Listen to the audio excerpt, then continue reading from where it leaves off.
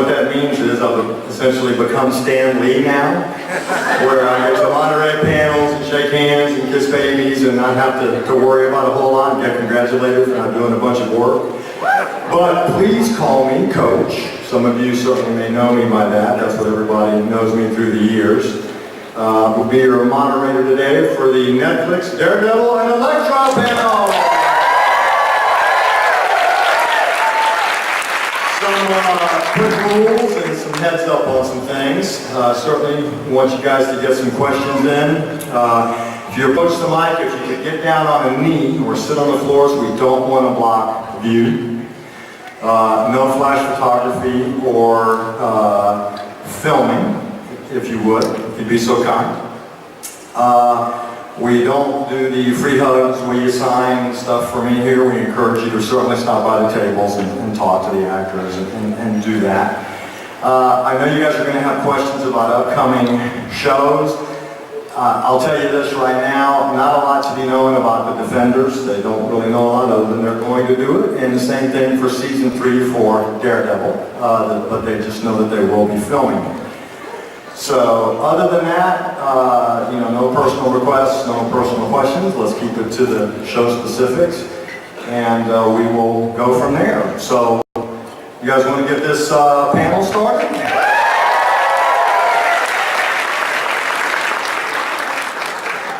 Let us introduce and welcome to Tampa Bay Comic-Con, Mr. Charlie Cox.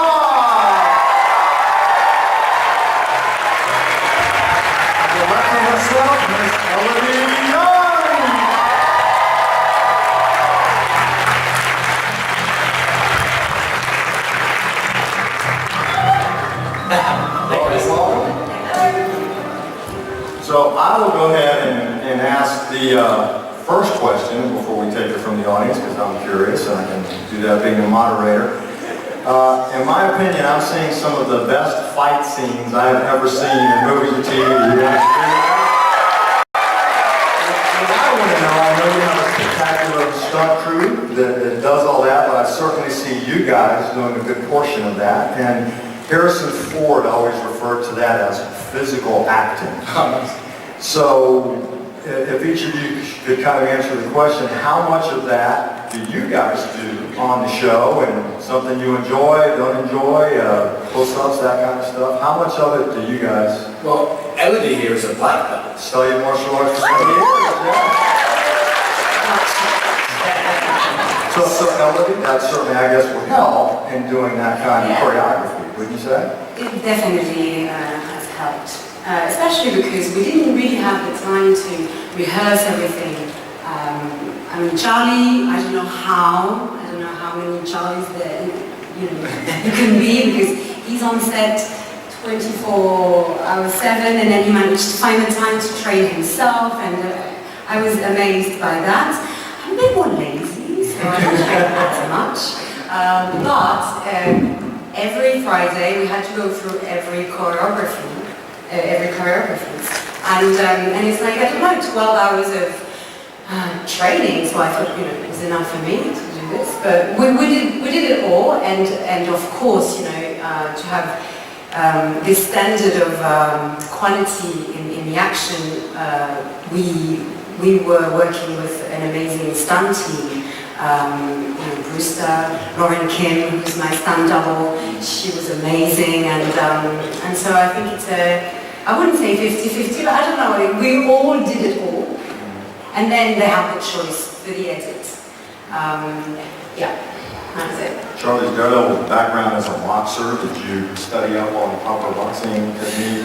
Because my father's a former boxer. When hitting the bag, he goes, somebody showed him what to do there. So. Yeah, I mean, the end of the first episode of season 1, Matt goes to Fogwell's gym and he's boxing, and I'd never done any boxing before I got this job, and so that was, I really wanted to look like I kind of knew what I was doing, right? So I'd done a little bit of boxing, but it was, again, the beginning of this show, it was just, for me, there was so much to think about, with the accent and the blindness and just the reading of the comics took a huge amount of my time. But yeah, the physical acting is is something that I don't think you think about when you get a job like this. It's just something that you imagine it will take care of itself, but it's actually really challenging because it's not just about getting the moves right. You've got to convey an emotion. You have to characters feel a particular way about what they're doing. Every punch, every kick tells a story. And I think one of the reasons this show has been praised for its action sequences is because we like to say that there's never a punch or a kick that is just there for the sake of a punch or a kick. There's a meaning, there's a reason behind everything that we do. And so, we really try and tell a story with those action sequences. And, there's almost one every episode, so it becomes increasingly hard to do. But it's something that we talk about a lot and think about and try and find those moments where we connect in between, all that stuff. When you two specifically are interacting with each other, you're obviously playing a blind character and watching you on the screen. And as an actor, it's all about that eye contact to the person you're interacting with. You can't necessarily do that. Yeah. So are you looking through someone when they're interacting with you? Yeah. Shoulders. Yeah, she has good shoulders. Is that what he's talking about? It's important to me that it is shoulders because when a beautiful actress like Ella the Young right, on set, you want to tell them? You want to be careful. That guy was there with a little poem. But the tricky thing again with that is that as an actor and as a person, when you communicate with someone, when you're having a conversation where the emotional tension is high, even in real life, you draw emotion from the other person. Often, if you're talking to someone, if something terrible happens to you in real life, and you go and speak to the person you love, or your mom, or whatever, whoever it is, what you guys will probably know is what often makes you even more emotional is when you see pity in the person that you love's eyes. When they look at you and you see that they're hurting for you, that makes you go back. People say I should kind of look at you right now because I'm so, you know what I mean? So that's a real thing, and with actors, we require that. You look at the other person and you go to that emotional pace through that. So not having that has been really, really tricky, both for me and for the actors that I work with. Yeah, we should find. You have to find other ways. You have to find it in body language. Can I just say something? I don't know if I told you this, but the day I auditioned with Charlie, so we did the audition called the chemistry, really to see if we had good chemistry. And at the end of it, I called my boyfriend and I'm like, I think the guy's blind, actually. I thought you were. The whole time, it was just looking in this area. It's blind or a So, Elodie, when having a scene with him, and again, it's the eye contact and showing emotion, and I'm watching you, you're looking right at him in terms of his eyes. I mean, is it something for you, it's like, okay, he's obviously angry or upset, and he can't necessarily show it, but I need to get this impression through his body language and his dialogue. How do you channel that to how you're trying to communicate a scene? But for me,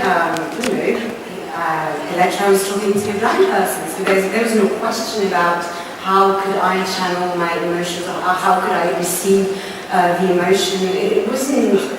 I mean, that's the first time I've been asked this question. Actually, I've never thought of it, and I think Charlie is an incredible actor, and I'm just going to blush. I think he's amazing, and there's so many ways you can communicate emotions, and we had. I remember the scene we had when I'm in the bed, and I decided to stop anything I was doing with a stick, and we have this very nice little moment between us, and the love and the fear and all these mixed up emotions, they go through our hands, the tone of our voices. I think there's so many ways you can communicate what you feel. It was never a problem for me. Yeah. You guys are certainly doing great stuff on that show. Don't you guys agree?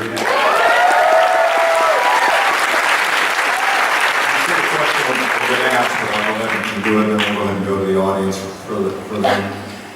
Obviously, when you're interpreting a character that has been around for years in various comic books, graphic novels, animation, there's certainly always different interpretations, and actors want to use reference materials to get an idea of what the motivation, how the character has, and such a great volume of it. I don't expect anyone to read all of it, but what did you guys, in your research or doing the role, in researching the characters, that you found something that you could really grab onto to translate it to the medium of motion picture and television? Well, you know, whenever any job I've ever done, the first thing I email the creator or the writer and say, you know, what's good reading material? Because it's invaluable to have that stuff to kind of go deeper into this character or into the world, or to understand the tone of a piece. So with this, I mean, it was a no-brainer. Of course, I've got 60 years of back catalogue of awesome material. So I threw myself in and tried to. It's awesome. Cinderella's going on. Did she lose her slipper? But it's you know, so I just threw myself into that and tried to find the best runs, the best writers and illustrators, or at least the ones that represent the show that we were making. And you know, I've constantly been able, you know, as I've become more familiar with the comics, what's been really cool is I'll read a script now, and there'll be a moment, there'll be a scene that reminds me very much of one of the comics, like a particular page or a particular panel in one of the comics. The example that's jumping to mind is in the beginning of, I think it might have even been the very first episode of the show.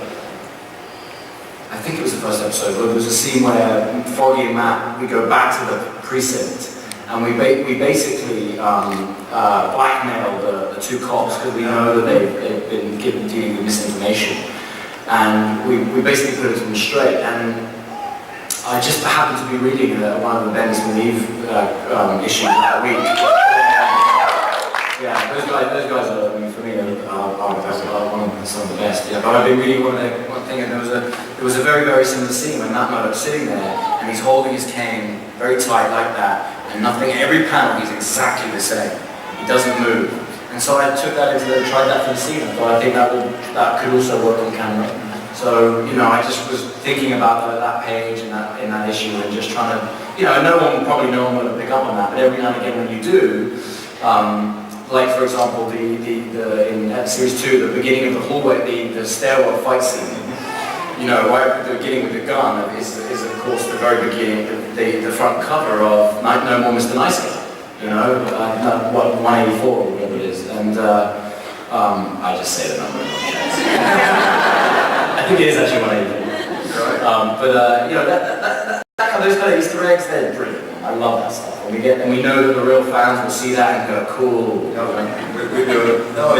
you got the role and you were going to do Electra, I know that, again, it's such a voluminous thing to do a lot of research, but when you were looking into it, what elements did you see from the character that you felt you could really draw and, you know, expand upon and really put out there on screen? I think really what struck me and really got my interest when I knew that I was playing this character that I didn't know before. I didn't grow up reading comics, so it was very exciting for me to get to discover, you know, something new. I had a volume of Electro Sesame, and so I started reading, and I was like, I don't understand anything. Who's this girl? And because she is extremely complex, and that's actually what really excited me. To get to play such a tortured soul. That's a very good. Yeah, and also we see like a few aspects of her personality in this series. We killed her, but we never know with Marvel if she comes back. I'm sure there's so many things that I could explore with Elektra because it's an endless possibility with her. And I read also a lot of interviews of Frank Miller, because I wanted to be as faithful as I could, really, That's very, very to the good. creator. Kudos to you for doing that. And really what struck me is, he said somewhere in his interviews that Elektra is not like a villain or a good girl, bad girl, that's not the point. The thing is, she is one of these villains with a weak streak, and I'm really trying to explore this this failure that she carries with her. So yeah, every time I try to explore that. Well, watching the show with my friends and watch it, talk about a couple things you mentioned. Charlie's talking about the panels and whatnot. Literally, there'll be scenes in that. I know you guys have seen it. You're comic book fans. There'll be a shot of Daredevil on the roof panel. That's a comic book panel. Have you guys seen that? Yeah. That's all. I mean, that's goes to the director and whatnot. And you are Elektra. I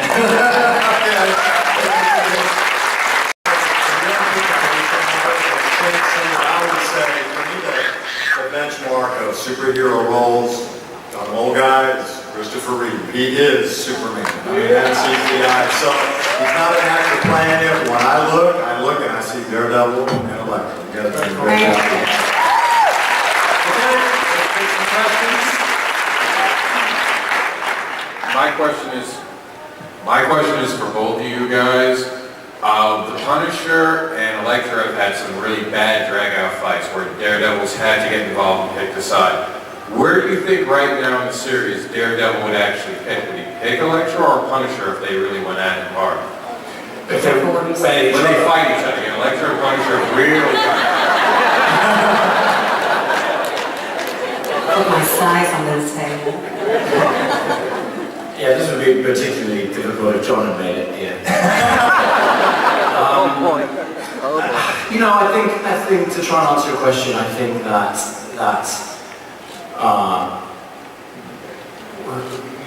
Matt met Elektra and she influenced his life in a time where he was in the real formative years for him, and she has a piece of him that I don't think he'll ever give up. I don't think he could ever give up, you know. I like to think of Elektra as the first love, you know.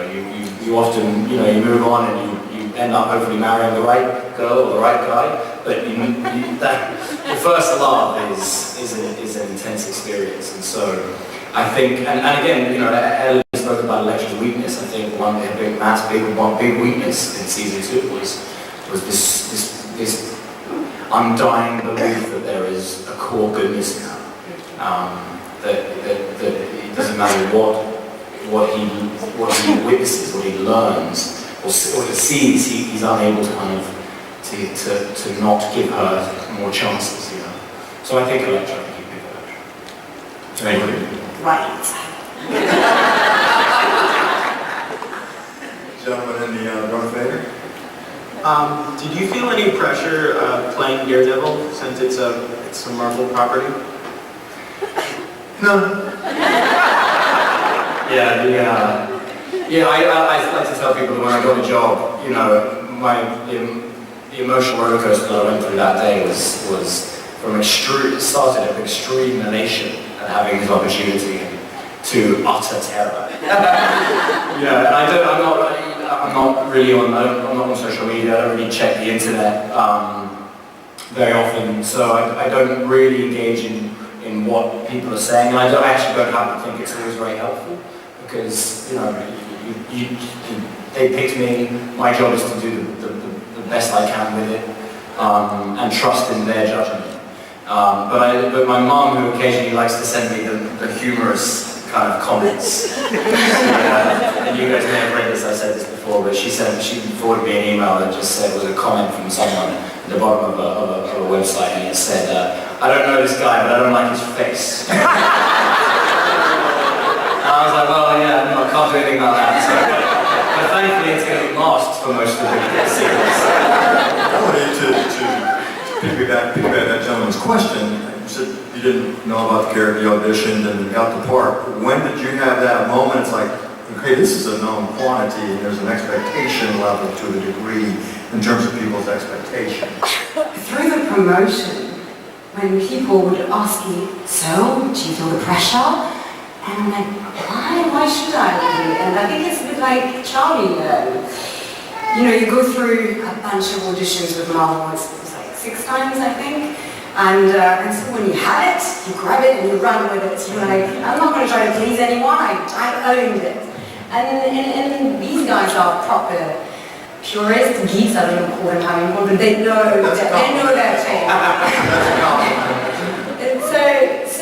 So you know, I was like, I had a bunch of questions for them, but they were like, Elodie, this is yours now, okay? So just go and have fun. And this is really what I did. I had a lot of fun, and of course I wanted to be truthful to the comics, so that was my first thing. I was like, okay, let's just grab you know, as much as I can, read as much as I can, and get the essence of Electra.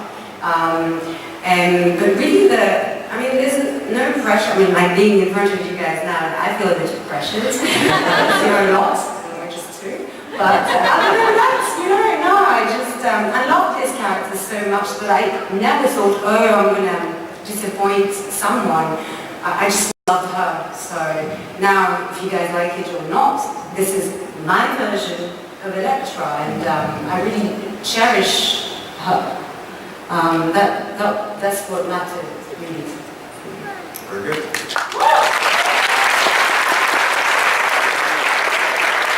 Hi Charlie and LB, I met you both yesterday. You're both stunning and exceed my expectations in any comic book character. My question was for you, Charlie. I loved you. First of all, I want to let you know I love you so much as an actor. Either it's like movies, TV shows, and plays, because I saw your play Incognito, which are phenomenal. Cool. Thank you. You guys don't know what she's talking about. I just finished doing a play in New York. Yeah. What's your name? Sabrina. Sabrina. Very cool, Sabrina. Yeah. I wanted to know, after seeing Matt, when he had like a difficult transition from childhood to now, when he had to do all the fight scenes, balance his work and personal life with as Daredevil, and then like lose loved ones, like what scene out of all of the 2 seasons did you find the most difficult to film? From an emotional point of view. Mm-hmm. Or like anything, I don't know. The hardest scenes to film. Really good question. Yeah.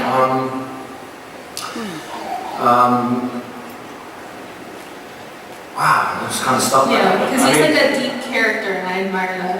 You say again? No, because Matt's a deep character, and he has like a lot of complexity. So, I think we all do. Yeah. I think everyone in this room does. You know, I think every human being we've all had our triumphs and our tragedies. You know, and of course there are people who've lived in greater extremes. Yeah. But if you haven't had those extremes necessarily, your tragedies and your triumphs they feel as big as anyone else's would, I think. You know, and I think the thing with Daredevil is the opportunity that I was given with playing a superhero was to make him human. You know, make this guy, and that was in the writing, you know, for me, and it's in the comics. You know, there's something that if you make a show about a superhero, if the show relies on the superhero element, it will fail. It won't be that interesting because that's not what is special about. What's special is the transcendent element of these human beings into superheroes. You know, and the thing that I love about Matt and in this show particularly, and also what John did and what Elodie did, what we've all done, is that we've played with these characters' vulnerabilities. So when we get to see, and I talked about this a little bit yesterday, so if you guys were there, I don't want to bore you, but when you get to see Matt struggle emotionally with a decision, or when you get to see him fumble over his words because he cares so much about Karen, and he's not necessarily in command of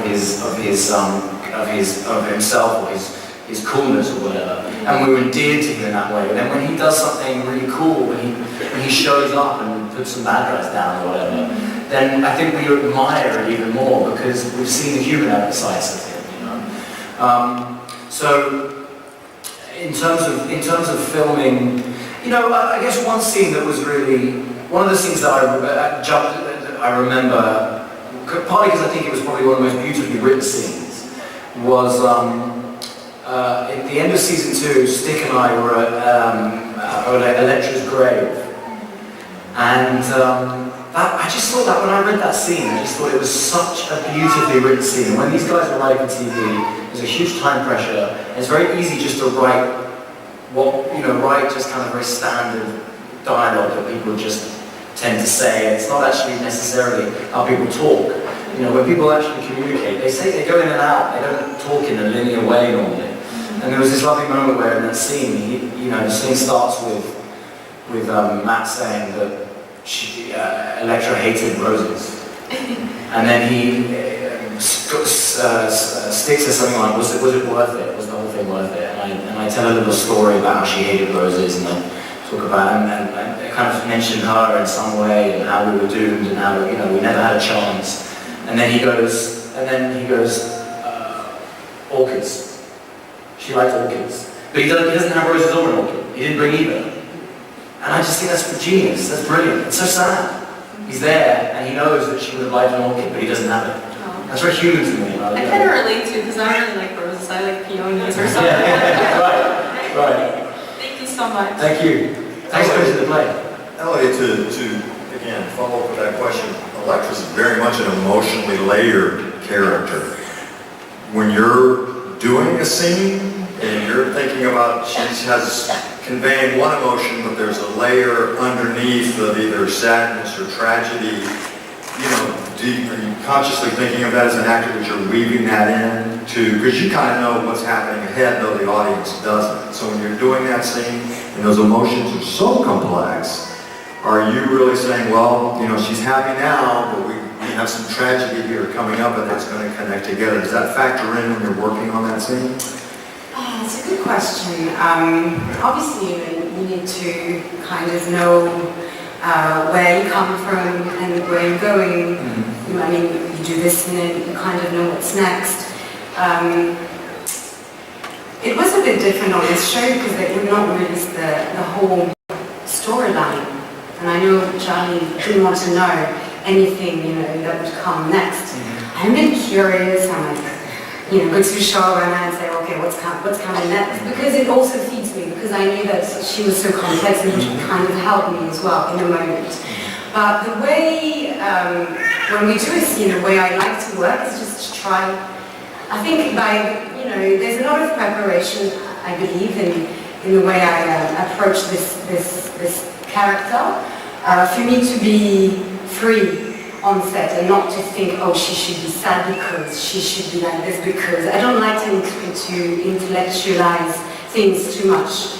And what was great with Charlie is that I believe we had a great connection, and we didn't need to talk too much, and we just needed to just try things and be in the moment, and this is how the layers would appear, I think.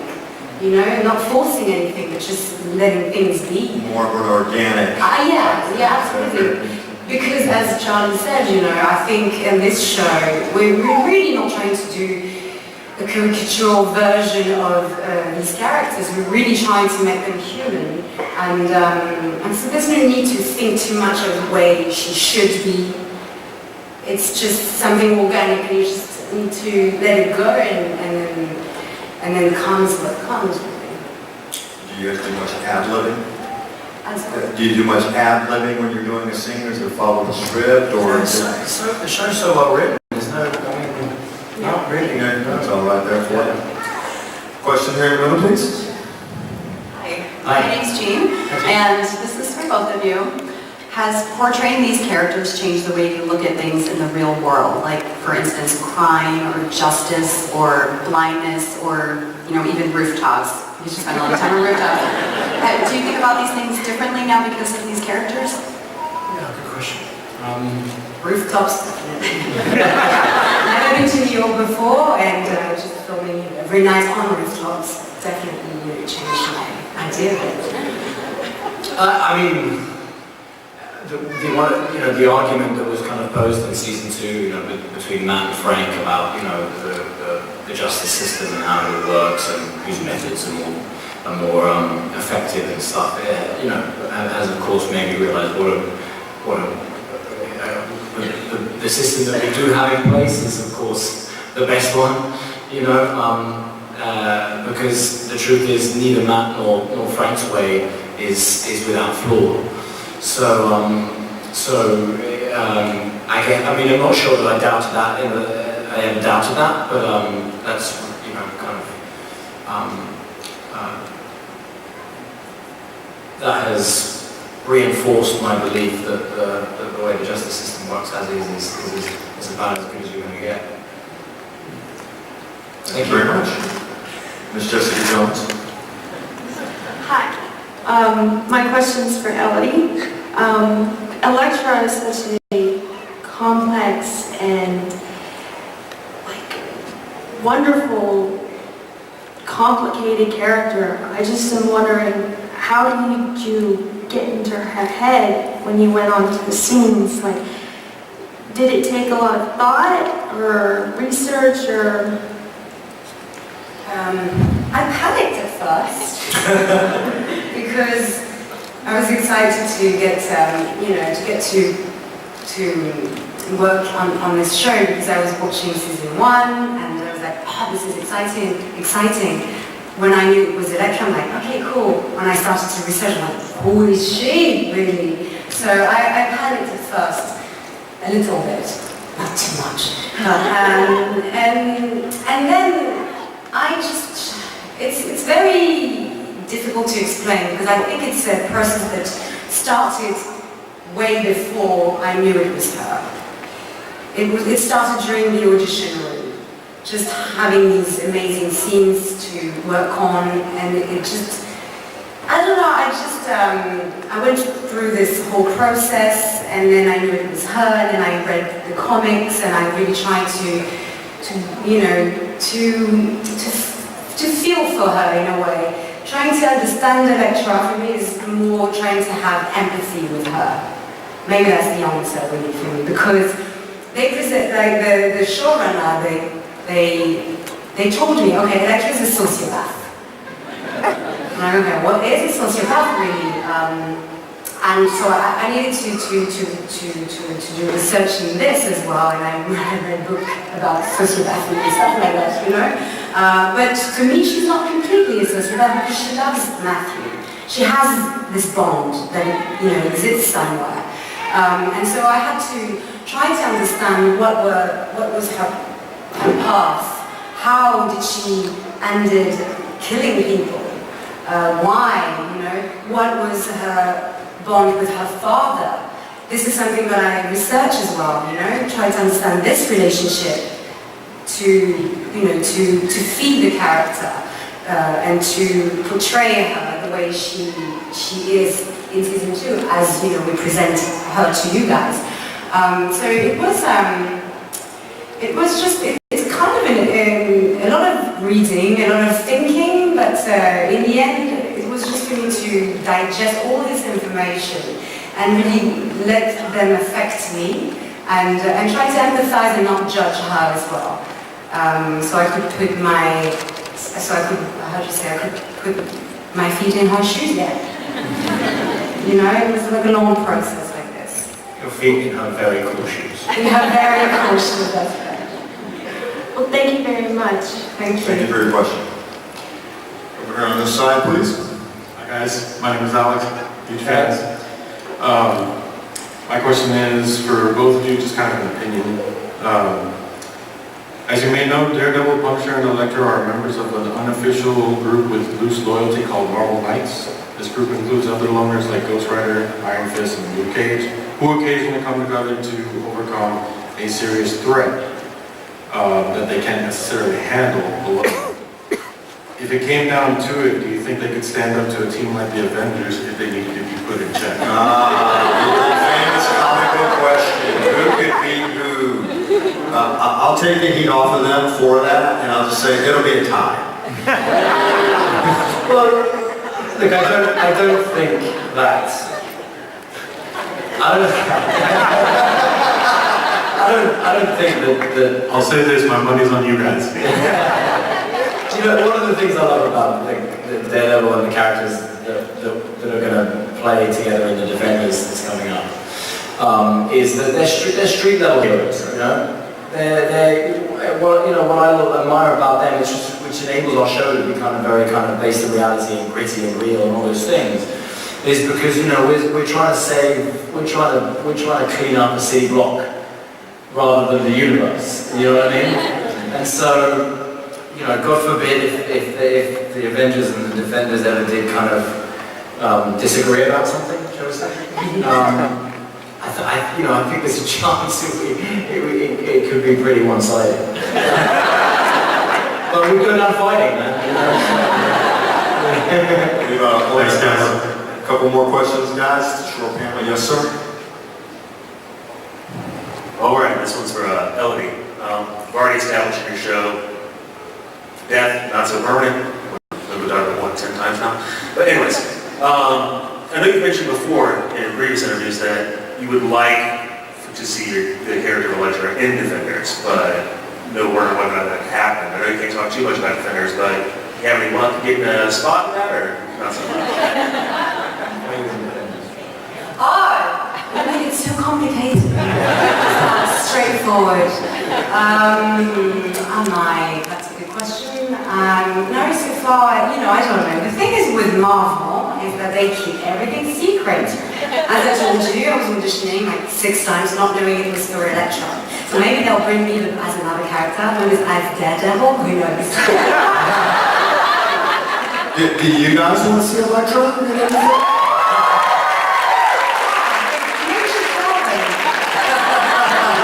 Online petition time. You guys are doing first.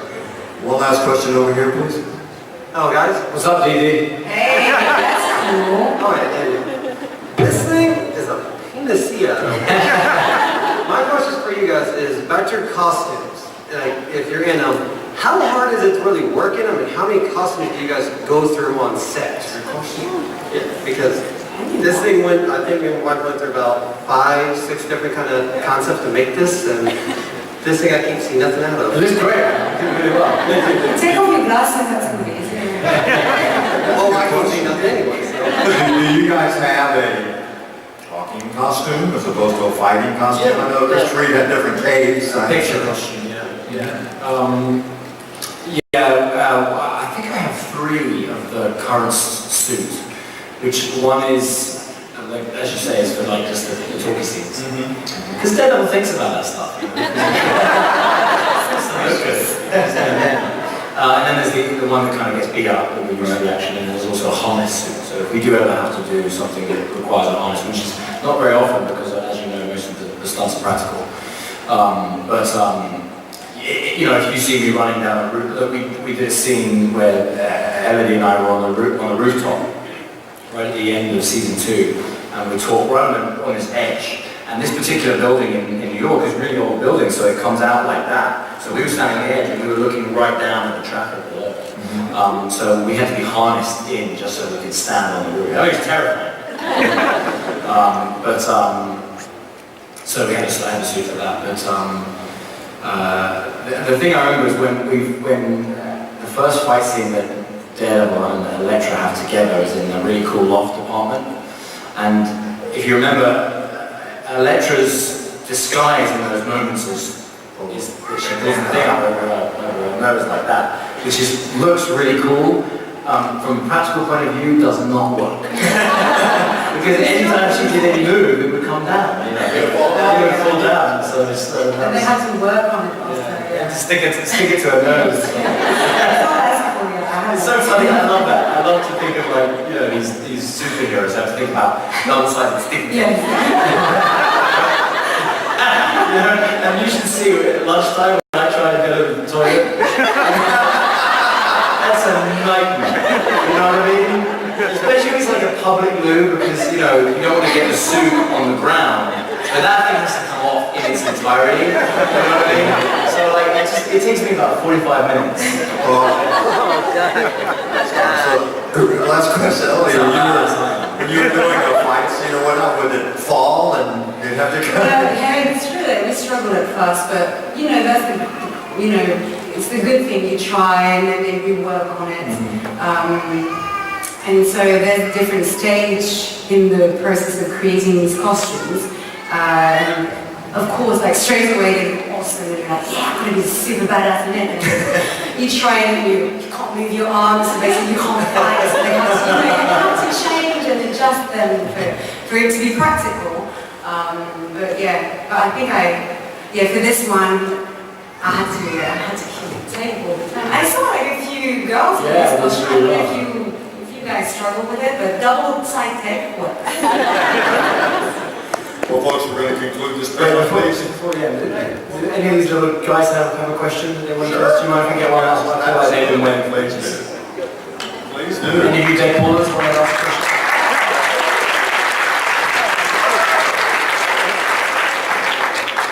What was it like working with John Bernthal and Elton Henson? Cool, yeah. No, John should be here to answer this. I don't know what you guys think, but I happen to think that John Bernthal is one of the best actors of our generation. I was in Brazil with Deborah when they announced John Bernthal for the second season as the Punisher. And I remember thinking, if that's who they're going to cast for this character, I want to be in that show. You know, that's such good casting. I can't think of anyone better to play that role. And similarly with Elton, you gotta love Foggy, right? And I was more I don't get starstruck, but I was a big fan of the Mighty Ducks.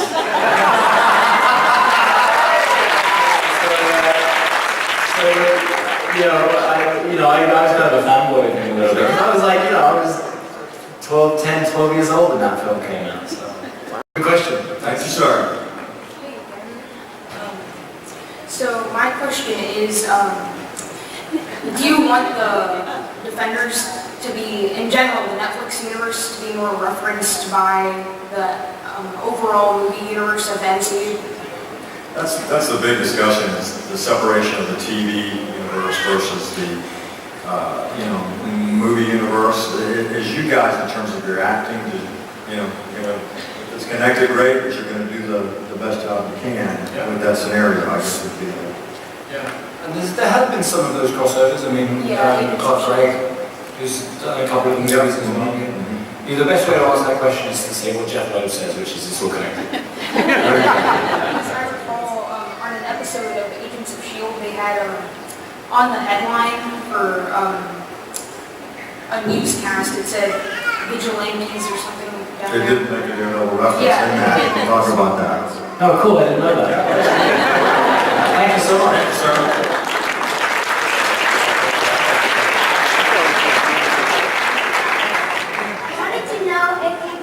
If you used a weapon outside the filming. You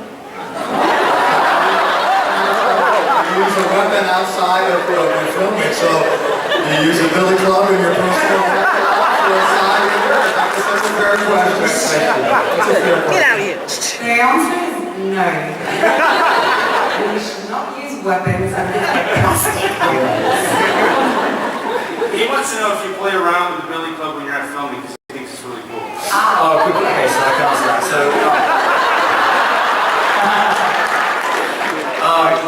So do you, if you guys may remember, you may not, you may be too young to see it, but in final episode of season 2, Elektra and Daredevil go to Melvin Potter's, and he gives me the new, improved, enhanced billy club. Yeah. That sticks together, right? So I knew that there was this moment coming up where he's going to hand me this thing. And I just, I can't, I'm so used to reading these comics now, and I'm so used to this, that the idea of going like, thanks. It's just like, it's not very DD, you know what I mean? So I had about a week to prepare, so meanwhile we were shooting a fight scene for like a whole week. So I had one of the stunt guys teach me this little kind of trick, movement thing. But I was like, I had no idea if I was going to have time to perfect it, so I borrowed one from Stunts. They lent me one. And I spent the whole week in my apartment trying to get this thing right, trying to do this thing. And then, I'd do it every now and again, I'd get it right. But for every one I could do, I'd fail 10 of them. So on the day, I kind of said, plus we have no time. So I was like, can you just give me, when we get to this close-up, can you just give me a few tries at this? And I did it most times, man. I was really But you told me you learned on the day.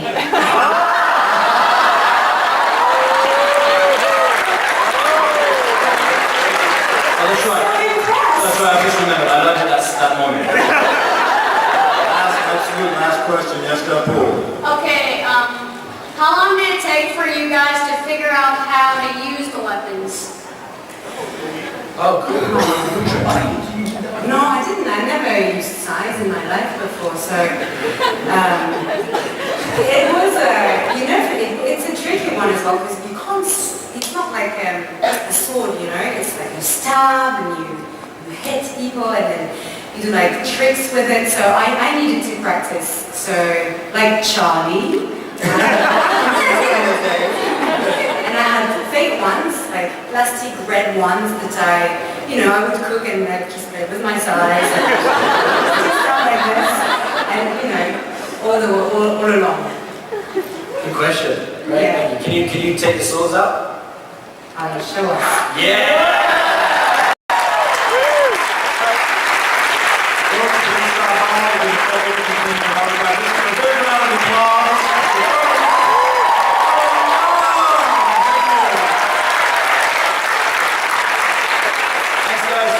Thank you very